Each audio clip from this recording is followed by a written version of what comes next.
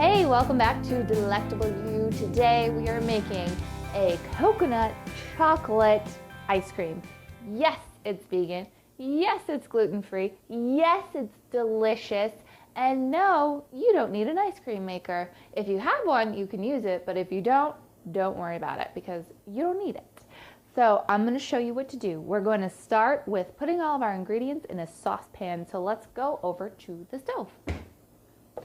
All right, so take a saucepan and heat up your stove to about, let's say, medium heat.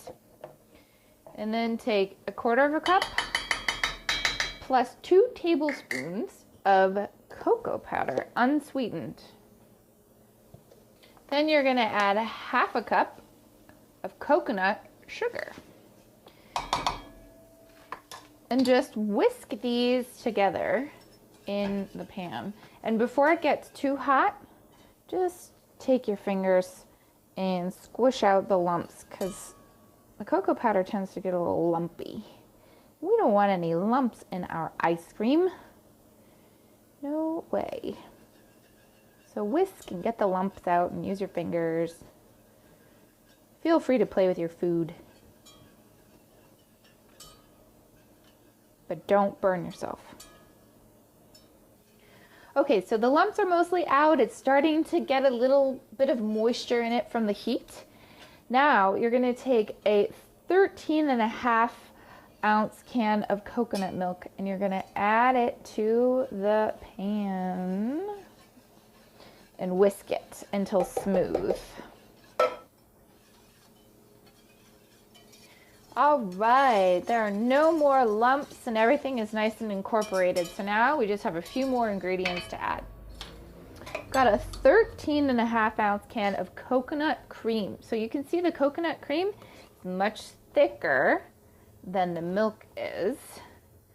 And if you see at the bottom of the can, there's liquid. We don't want the liquid. You can save the liquid, keep it in the fridge, maybe put it in your smoothies.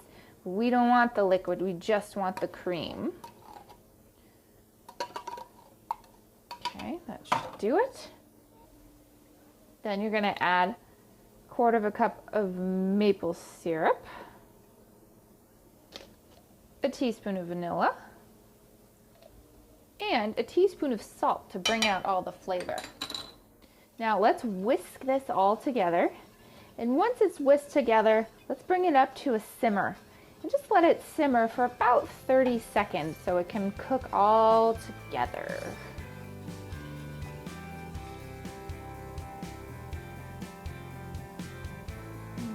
That looks like it's coming to a nice simmer. Just gonna whisk it a little more.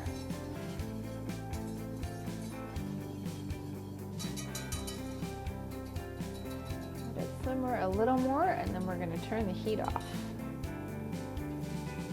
All right, turn the heat off and grab yourself a pair of oven mitts because we are going to pick this bad boy up.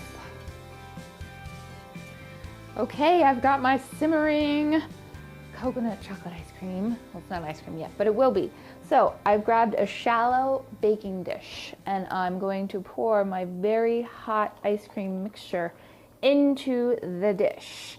And we've chosen a shallow baking dish because what we are going to do now is put this in the fridge and cool it down. Once it's cooled down, then we can turn it into ice cream.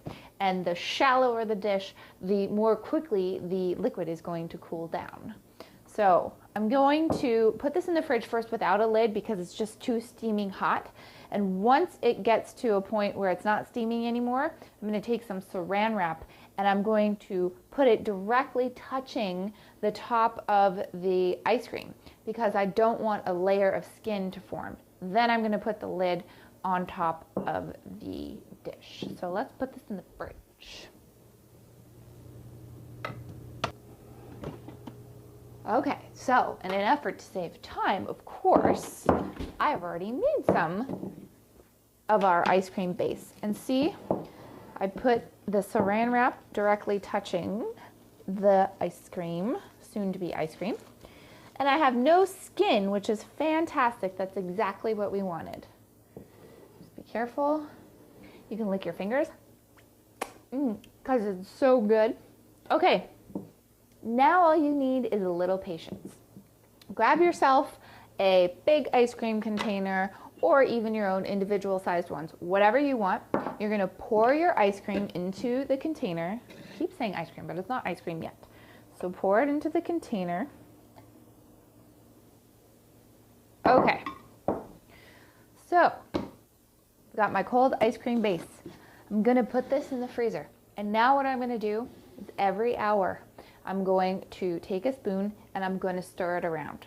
Open the freezer, open the lid, stir it around. Every hour until I get ice cream. And the reason that I'm constantly stirring the ice cream is because I don't want any ice crystals to form. I want a smooth ice cream. I don't want a sorbet kind of snow cone-like ice cream.